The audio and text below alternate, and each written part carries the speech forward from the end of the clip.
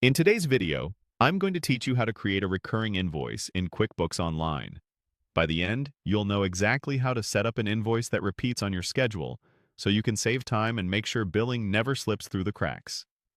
First, open QuickBooks Online and click the New or Create button.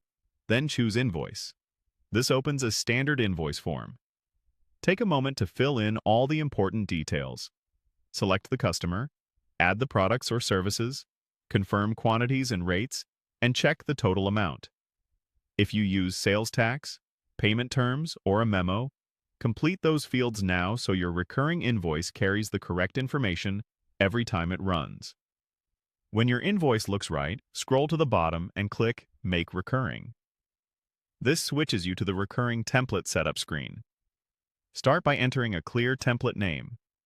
Pick something descriptive so you can recognize it later, like the customer and the service you're billing. Next, choose the type. Scheduled will automatically create invoices on the timetable you set, which is perfect if you want QuickBooks to handle the heavy lifting without reminders. Reminder will prompt you to send the invoice, giving you a chance to review before it goes out. Unscheduled simply saves the template without a timetable. Useful if you want a ready-made invoice you can create as needed. Now review the template options. Automatically send emails means QuickBooks will email invoices to the customer as soon as they're created. Great for a hands-off workflow. Include unbilled charges adds any outstanding billable time or expenses for that customer to each invoice if you track those.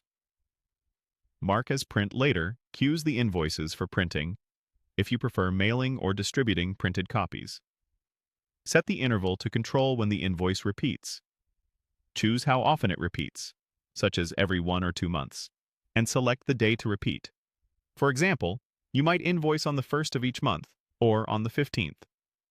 Choose a start date for when the first recurrence should kick in. If this is an ongoing service, set the end date to never.